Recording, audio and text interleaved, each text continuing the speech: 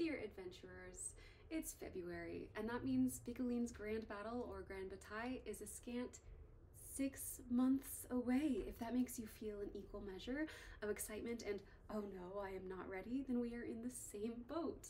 I have a few new friends attending Bicolline with me next year who need some gear advice for their first long overnight LARP trip, and I figure they might not be alone. So this video is a public service announcement. Perhaps you are a Bicolline first or second timer, or maybe you are an old hat and just starved for Bicolline content. Let me convince you, it is best to be a Viking at Bicolline, or more specifically, it is best to dress like a Viking at Bicolline. You'll be more comfortable, hygienic, and more ready for what Bicolline throws at you. A Viking-based wardrobe is also cheaper and easier to make, so for comfort, safety, savings, and aesthetic, be a Viking. I am gearing this video more towards beginners. If you're an experienced SCA LARPer with 15th century regalia, I am gobsmackingly impressed by you. You do you. And if you don't want to be a Viking per se, but want these benefits, do not worry. A Viking kit can be modified with accessories if you'd rather be more of a pirate or an elf, a ranger, a monk, a warrior, anything. It's because the base outfit is so simple and based off of historic designs. Now that I'm talking about kit, let's discuss the difference between kit and costume or cosplay. A costume or cosplay is almost purely aesthetic, and my goodness, do people go full out. A kit, on the other hand, is still decorum clothing, a costume, yet it is designed with practical outdoor use in mind. You can run full tilt through a forest, leaping over downed trees, escaping the enemy to deliver your message to the commander in time when you are in kit.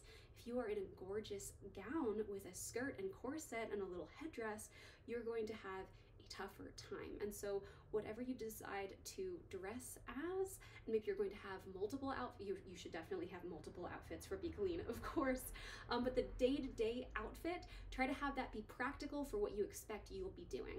And then for nighttime, when you want to get fancy and you know you're just going to be hanging out in the tavern, that's when we break out our beautiful fancy wear. I am going to be talking solely here about the pants outfit worn by the Vikings, not the dress outfit, as the dress outfits are pretty and gorgeous, but not as practical as the pants and leg wraps outfit. So what is the historical Viking kit? Let me show you my most basic outfit. This is a really plain linen tunic. It is not lined. It is made by me, so there are no hems right now. This is the most basic you can get. But it was really, really easy to make because it is just a rectangle, a big rectangle with two arm rectangles, two square. Do you see how that turns into a square? Do you see the square? Armpit squares. Amazing gussets. So we have 3 rectangles so far, 2 squares, and then 2 triangles on either side right here, and that's the basic construction. You can do this in like a yard and a half of fabric. It's super cheap, super easy to do. If you have access to a sewing machine, it goes that much faster. What I'm wearing on the bottom are just linen pants. These are basic. I got them online. I really do want to get legit Roos Viking linen pants, the poofy Viking pants, you know, but I ran out of time last year, and being a Viking is pretty straightforward and simple, so I was able to find something online. So this is the basic look: linen pants and historical. This tunic is based on the Birka tunic find, and that is why it is so genius and so comfortable. Back in the day, fabrics were even more expensive than they are today, and you would want to make sure that you're using every single inch of fabric that you can. So a lot of rectangles and squares in order to make it fit in the smallest amount possible while still remaining functional and practical. And you can see I have really good range of movement in all of this. If anything, the pants are too tight, and that is because they are modern and don't have the nice gusset that they would have if they were based on a historical find. So at the moment, I am not wearing shoes or socks. This is my most basic outfit, so let's change that. Now I have my winingas leg wraps. These are traditional wool Viking leg wraps. You can find them on Etsy. And I'm also wearing a pair of leather shoes. These are more modern shoes, but they have a medieval look. So why leg wraps? These are not actually as common historically as their prevalence in modern Viking depictions would have you believe, but they are wool, compression, and they protect your legs and your pants from catching on anything as you are traipsing through the woods. Shoe choices for Bicolline are a whole other very important topic. You might be wondering, what is with these colors? You've got pink, you have green, like, that's not Viking aesthetic. Vikings were definitely wearing sepia and mud, only browns and blacks and studded leathers. Actually, the Vikings were obsessed with color and were very colorful people. Pinks and purples were common. So you do you. You wear as many colors as you can possibly conceive of. Next, so we've got my linen tunic, we have my linen pants, we've got my winingas, my leg wraps, I've got my shoes on, but now, oh, I'm getting kind of cold. Here is my wool tunic. I wear it on the outside. I've got my linens underneath. One thing though, when you're making this, I used the same pattern for the linen as the wool. You should definitely make the wool neckline larger than the linen one, otherwise the wool touches your neck. Not recommended. If you don't want to use the same exact pattern as your Birka tunic underneath, there's the Kragelund or the Guddal tunic to use as historical basis, but they're both also very straightforward to pattern. You've got a slit in the middle or split on the sides, very usable, very movable, and very warm. A belt. This is a really nice, simple belt. Historically accurate. It's actually one of these nice thin ones, and what they would do is kind of bring up their tunic like this and have it be kind of swishy here, and that gives you full range of motion even if you do look a little bit rumpled. But what is a Viking if not a little bit rumpled? I've also got my little leather satchel here on the back to store all of my very important shiny things. What's next? That's right, it's a hood. You are going to be out, and sometimes it's going to rain, and so having a nice hood is so nice. Let me take it off to show you the simplicity of this pattern. It's a rectangle. You think they're triangles on the sides? No, wrong. They're squares. It's one big rectangle with one like medium-sized square and one more small square, and together, I've also lined this in linen, so linen on the outside, wool on the linen on the inside, wool on the outside, and then I waxed the wool, so it is a little bit waterproof, but you would not want to jump in a lake with this. You got it like this. We've got historical finds documenting that sometimes they would have little toggles here in order to tie back the sides and look very cute, I think. Just like this. This is based off of the Skjoldaham find, and it is definitely my favorite piece of this because it is so comfortable. So now I'm starting to look quite Viking, I would say. But you've got your linen, you've got pants, you got leg wraps, you've got your belt, you got your hood. We need some accessories. Okay, I'm sure you can do better than this, but I have put on my satchel in order to carry bread. I was bread maiden at the battle because I was unable to fight because I took an arrow to the knee. That is a very long story. But I've got my little horn here. Do not buy a horn like this, okay? You think it looks so cute. You think you can hang out on your bag. Wrong. This leaks. They've got glue on the bottom to glue this bottom part on. I got 3 different ones of these and all 3 of them began leaking. Just go with the natural shape, the full horn, it's fine. You're just gonna have to finish whatever you're drinking and not set it down. They do make little holders for them, but don't buy this. Anyway, but it looks aesthetic, doesn't it? I have that. I've got some furs. I have a shiny belt on top from one of my Viking raids, of course. But the way that you accessorize your Viking outfit is really up to you. So now you have, this is the Viking kit. But now, why is this best for Bicolline, you might be wondering?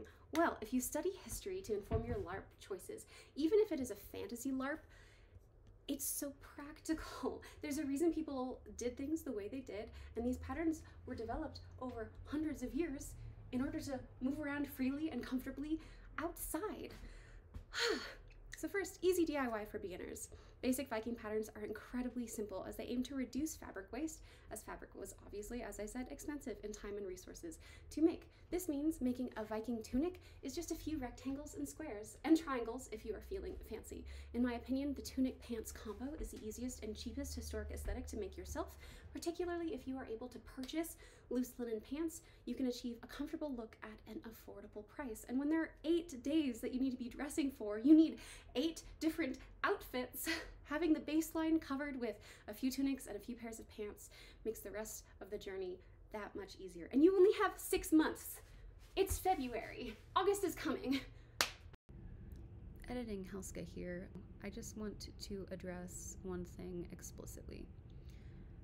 Some people use the Vikings and the Viking aesthetic alongside some fake rune symbols or appropriated ones to fuel their white supremacist ideology. I also realize I am a strawberry blonde, blue-eyed white person who has just encouraged the world at large to embrace the Viking aesthetic for overnight outdoor LARPs. I do not want in any way my message for good equipment and a well-prepared kit to be misinterpreted for someone's delusional agenda.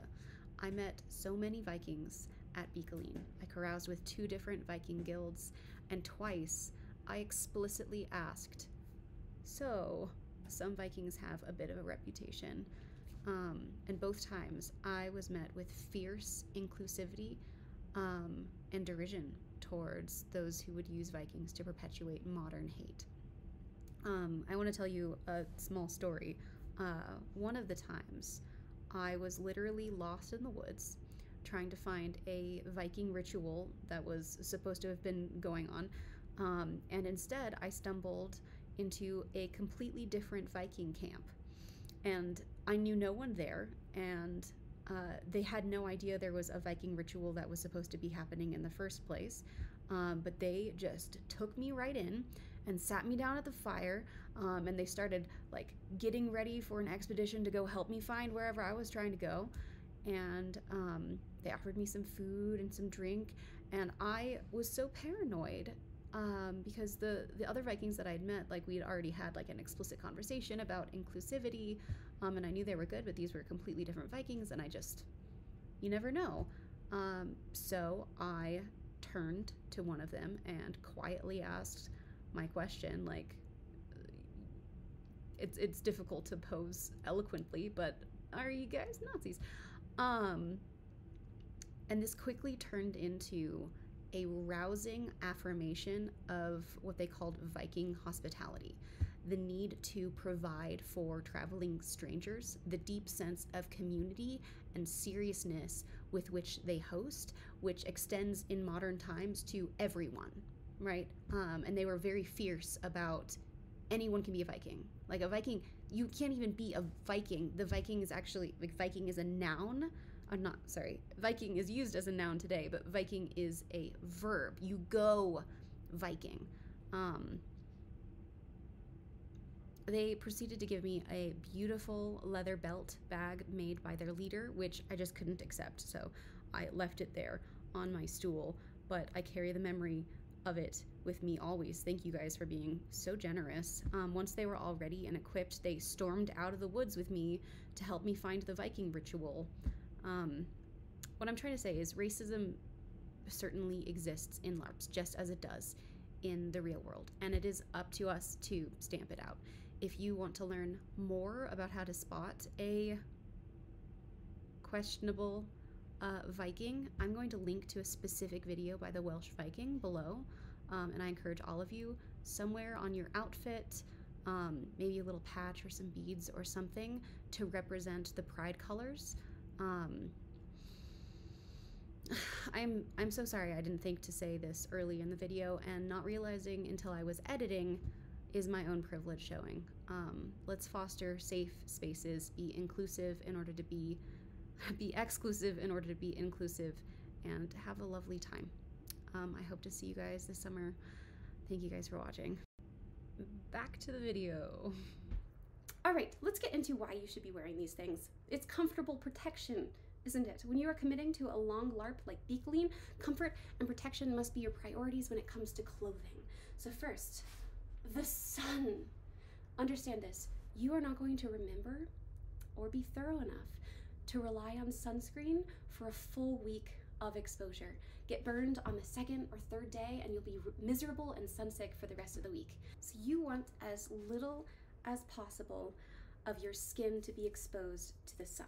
A tight neckline, and they also have pernuncular brooches, which I need to get, and it will hold this closed, but as you can see, this is not yet hemmed or trimmed. A tight neckline, long sleeves, full pants, and leg wraps. Do not worry, this is also going to keep you very cool and comfortable given you are using 100% linen fabrics. I think in the modern times we believe like, oh, if you've got long sleeves on and it's hot outside, you're going to be hot, but that's only the case when you're wearing plastics. You are not going to be showering every day, likely. The more you are covered, the less grime gets onto your actual skin. At night, you're able to take off the day's clothes, give yourself a once-over with a wet wipe, brush out your hair, and then crawl into your fresh pajamas before hopping into bed. If you wore a dress, if your ankles are dirty, if you had bare arms and you were going through the forest and you fell, now you're bringing mud and gunk into your tent and into your sleeping arrangement, and that's not what you want. Let's talk about bugs. Particularly, let's talk about ticks. You're in the Canadian wilderness. It's rare, but now is not the time to catch Lyme disease. Preventing the bite in the first place is best. Checking your full body once per day is also good. I do it right before I give myself a nice wet wipe bath each night before I go to bed.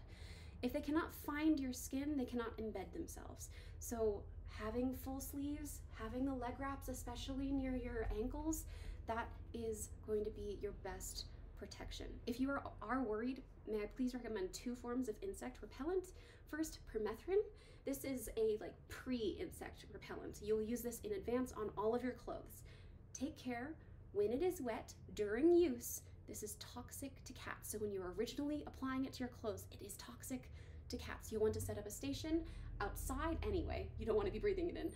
Outside, spray down all of your clothes, and this will last through several washes, so it will definitely last through Bicolline. Second, picaridin. This stuff is amazing, but it only lasts 12 hours. Get into a routine of application whenever you return to your tent. Just spritz. I especially do wrists. Do everything that could possibly be exposed, and you're going to be fine. I was bit the most when I was peeing in the woods, and I had many a bug bite on my rump. I don't recommend it. Let's talk about the perils of the outdoors. You are going to be trudging through mud, grass, puddles, hopping over logs, and pushing through branches in the forest. You're going to slip on gravel and faceplant in a bush. Did it. If you're wearing a tunic and pants with leg wraps, you're gonna bounce back from all of those things. If you are wearing a dress, if your pants expose your ankles or ride up when you're running, if your arms are bare, you're going to get scratched up and dirty very fast. These winingas leg wraps accomplish 2 things. Protection from the elements and branches and bugs, of course, but also compression. I lead a little group called the Magpies, and we are absolutely legitimate alchemists, by the way. But we're also a little bit of a hobble squad. Last year we had a lot of knee or leg injuries, just mobility issues in general.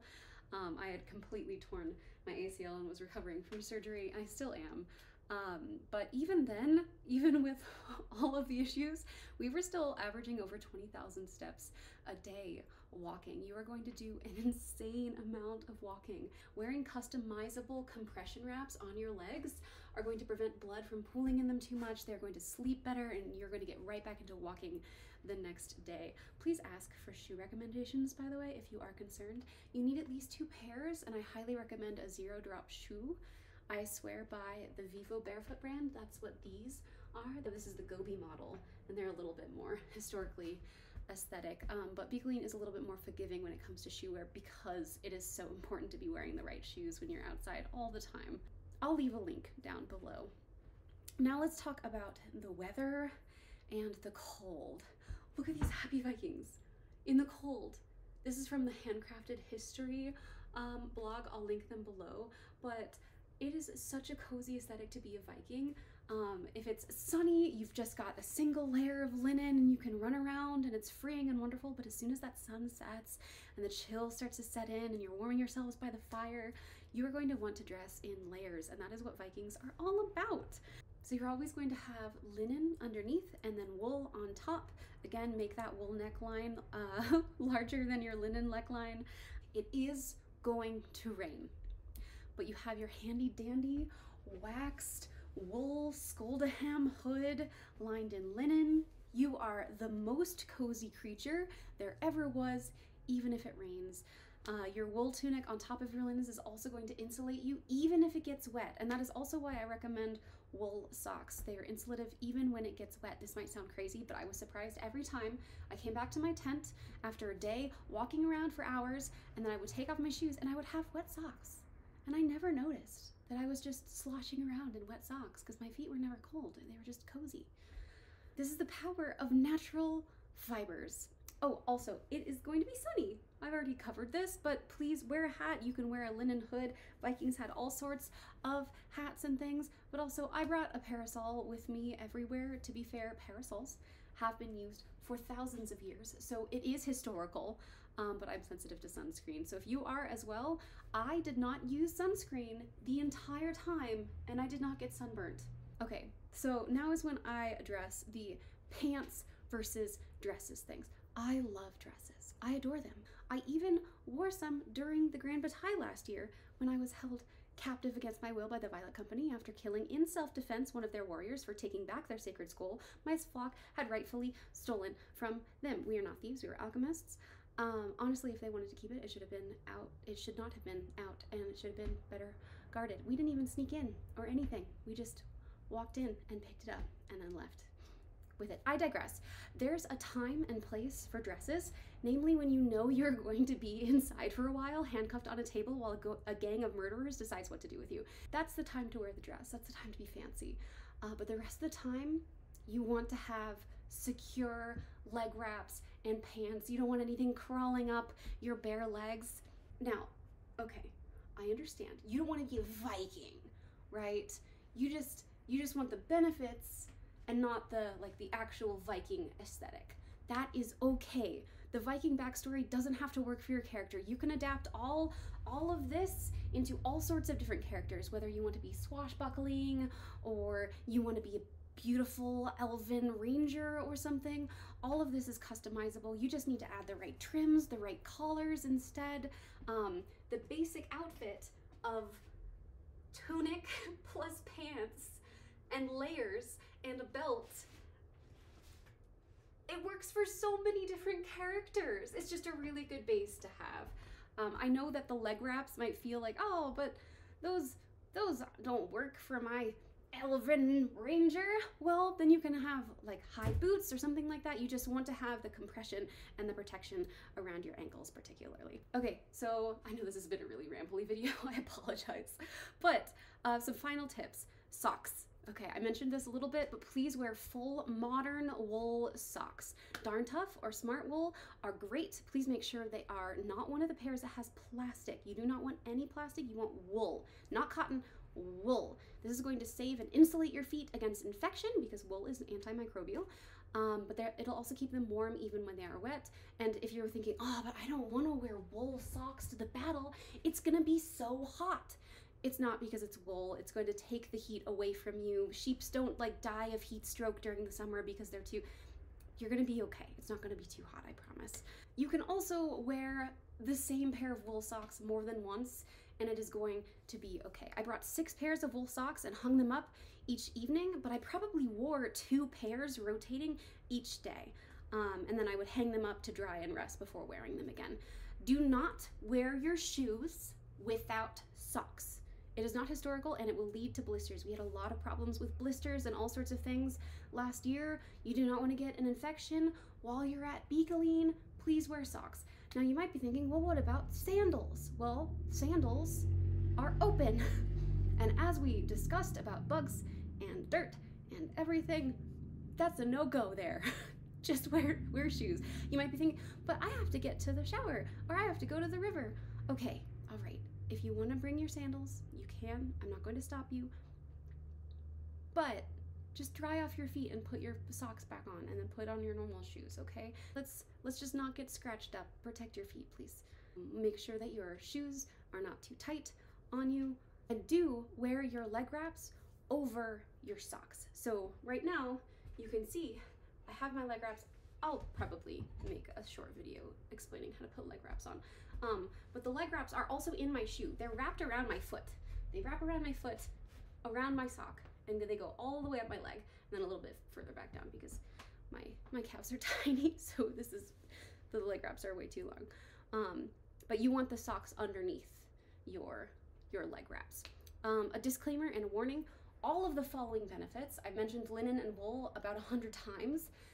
These benefits only apply if you're using the correct fibers. If you layer on polyesters, you're going to be miserable and you're also going to be highly flammable. Stay away from the fires. Please, linen and wool are your primary fibers here. It is a waste of your time and money to make or buy anything else for an event like this. You are going to be happier and healthier in the right natural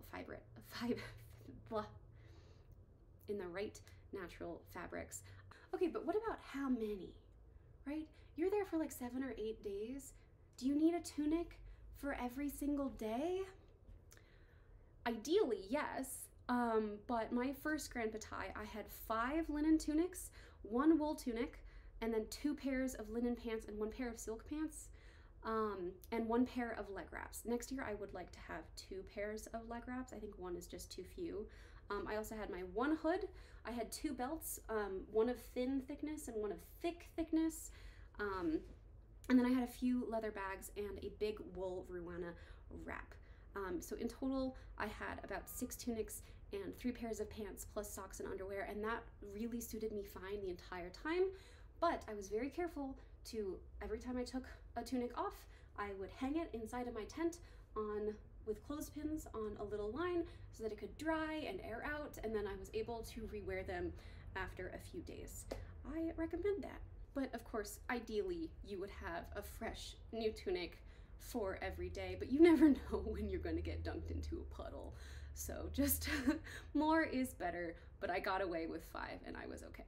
Oh, and so I mentioned the Ruana wrap or something big on top for when you get really cold. You can also just use fabric. So here is, I think, about 2 yards of like a nice, this is a historical pattern. Look at it. It's got diamonds on it. I love it. I don't know what to make out of this. I'm afraid of ruining the fabric because it was so nice. But instead, you could just take fabric and wear it like a wrap by itself, just like that. And it's gonna be nice and warm for you. You can wear it like this, just like a little cloak. I've literally done nothing, but it stays pretty well because my skilda hem hood is holding it in place. Gotta love that waxed texture. But you can also kind of whip it around if you want to be more covered and cozy. So you don't have to spend big bucks on nice cloak. You can literally just buy 2 yards of fabric and wrap it around you, and you're gonna be comfortable. We are talking cheap and easy here.